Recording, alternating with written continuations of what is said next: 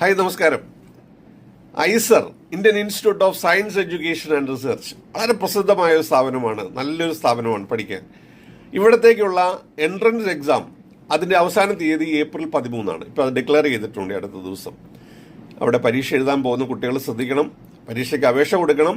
പക്ഷെ അവിടെ പോയി ഇതെടുക്കുന്നതിന് മുൻപ് ഒരു സയൻറ്റിഫിക് ആയിട്ടുള്ള ഒരു കരിയർ അസസ്മെൻറ്റിലൂടെ കടന്നുപോയി തനിക്ക് പറ്റുന്ന വിഷയം എടുത്ത് വേണം പോകാൻ. ഞാനിത് പറയാനൊരു കാരണമുണ്ട്.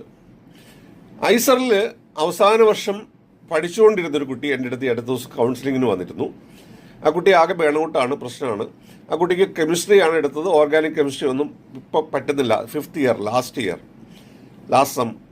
അപ്പോൾ അതിൻ്റെ ഒരു കൺഫ്യൂഷനായി വന്നതാണ്. അപ്പോൾ ഇതുപോലുള്ള പ്രോഗ്രാമിലേക്കൊക്കെ പോകും മുമ്പ്, +2 കഴിഞ്ഞ് പ്രധാനപ്പെട്ട പ്രോഗ്രാമുകളിലേക്ക് പോകും മുമ്പ് ഒരു സയൻറ്റിഫിക് അസസ്മെൻറ്റിലൂടെ കൃത്യമായി എനിക്ക് എന്താണ് കഴിയുക, എനിക്ക് എന്താണ് ചെയ്യാൻ പറ്റുക, എനിക്ക് ഏറ്റവും ഇഷ്ടമുള്ളത് ഏതാണ്, എൻ്റെ പേഴ്സണാലിറ്റിക്ക് അത് യോജിക്കുമോ എന്ന് നോക്കിയിട്ട് പോകുന്നതായിരിക്കും അഭികാമ്യം.